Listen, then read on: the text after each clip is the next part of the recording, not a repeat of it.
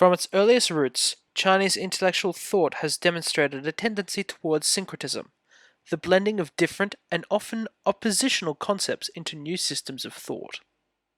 The earliest systematic syncretist of the Chinese tradition is a man by the name of Shizi, or Master Shi. Shizi was the retainer of the infamous legalist statesman Shang Yang, a vassal from the state of Qin. With the change in ruler, Shang Yang found himself the enemy of the court and was executed by dismemberment, and his family was put to death. Fleeing the fate of his master, Shizi fled to the state of Shu, where he wrote the text which has come down to us under his own name. Shizi borrowed broadly from many of the contemporary schools of thought in warring states China. He employed the Confucian ideals of self-cultivation, proper moral conduct, and considerateness towards other people. He used the Maoist idea of having a ruler pursue worthy ministers, regardless of their social station. He follows the school of names by implementing the idea of the rectification of names, essentially aligning a thing's essential nature with the name that is utilized in common parlance. He borrows from the school of the naturalists as well, importing the ideology that the cosmos responds to the morality of the ruler. He uses Taoist notions of the ineffable way and comparisons to the effortless rule of a ruler who delegates sufficient responsibility to his ministers. Even from his legalist master, he discusses the utility of rewards and punishments, and subtly distinguishes between the spirit of the law and the letter of the law with regards to a ruler's duties towards his subjects. Shizi blended these concepts and developed a philosophy focused on four key ideas: self-cultivation, timeliness, humility, and objectivity. Self-cultivation forms one of the first and most important aspects of Shizi's system of thought. He likens education as the whetstone and humanity to the sword.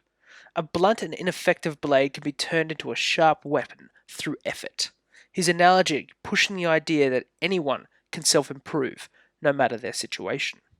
Shizi saw the importance of studying earnestly as well. It is the steadily accumulated earth and the water that goes on to become the mountain and the river.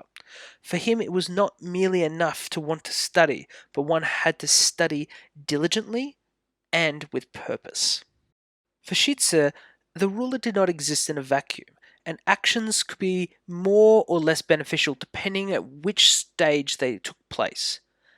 He uses the analogies of cutting down a tree while it's small being easy, extinguishing a fire while it just has begun as a simple task, and daubing the cracks in a chimney as being able to prevent the sparks that will eventually burn down a house. This is a sort of analogy for the fact that just as teaching children well in their early days prevents them from eventually landing into a life of disgrace and potential imprisonment. However, he also acknowledges that acting early makes averting disaster early easier, but also means for less glory for the person who conducts the act. However, Shizi exhorts the reader using the old analogy that a sage will rectify things when they are merely an issue of spirit, while stupid people contend with things after they have become obvious.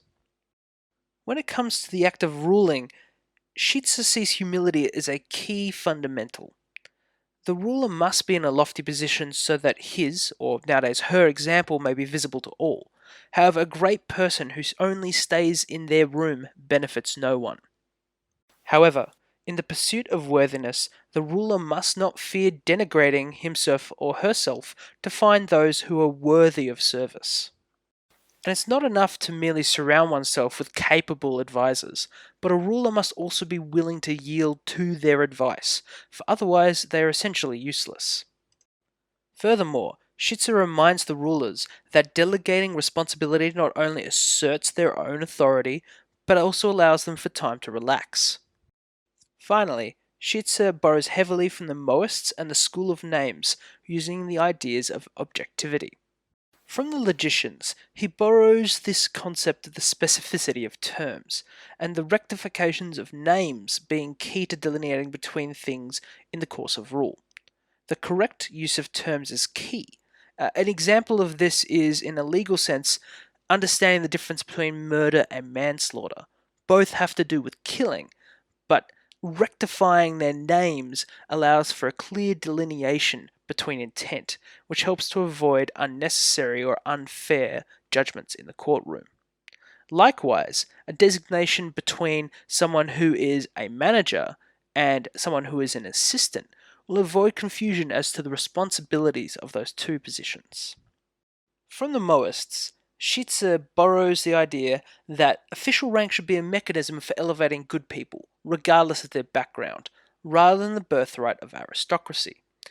This idea of surrounding oneself with the most competent and capable and least corrupt ministers possible. However, merely pursuing those who are objectively the best advisors is not enough. Shizi also expounds upon the importance of cultivating an atmosphere which will attract and keep the most worthy of servants. He quotes, "If you overturn their nests and break their eggs, the phoenix will not come to you. If you cut open their embryos and roast their young, then the qilin, essentially a Chinese unicorn, will not go to you. And if you drain their swamps and strand their fish, then spirit dragons will not descend to you." It is from these four key ideas of self-cultivation, timeliness, humility, and objectivity that Shizi develops his broader conception of political philosophy. Shizi discusses the nature of rule through the story of the boatman. In this parable, a king attempts to cross a watercourse in a skiff to pursue some members of a rival clan. However, he's advised against this course of action by the lowly boatman because, as the boatman states, the only way to truly lose a state was to lose the support of its people. In a later part of the text, there's an apocryphal conversation between Confucius and another sage, in which he describes the ruler and the ruled as living in the relationship of fish and water. If fish lose the water they are in, then they will die. But if the water loses the fish in it, it is still water. In Shizi's concept of political philosophy, it's not merely that a ruler is dependent upon the people that he is ruling, but it is also like that individual, he or she is acting like a parent, with both a ruler and a parent often being a selfless and thankless task. A ruler's concern for the people of the world is desiring that they themselves become worthy. Whether the people benefit them or we, in this case the rulers, benefit the people makes no difference at all. However, in a more practical sense, Shizi borrows heavily from Confucianism with its ideas of the exemplar ruler, lifting themselves up and exalting the common people through leading by example. If the upper edge of a net is straight, then the 100 eyes or holes of the net are open. Likewise, if the ruler's virtuous actions are straight, then everything will be rectified. However, in the Shizi, we also have a rare acknowledgement that the sage or the best of kings isn't always perfect. There is an acknowledgement that even really good people will sometimes fail and not always live up to their own expectations. However, this isn't mentioned so much as to give permission to the ruler to be bad, but rather seems to be aiming at the lesson that the ruler should not be discouraged by his or her own moral failings. Rather, they should continue to try to be good. In conclusion, Shizi provides one of the earliest examples of a syncretic style of philosophy in China, which will become extremely important going forward into the early Han period, but also belies a broader syncretic movement which exists through almost all of Chinese philosophical and religious thought.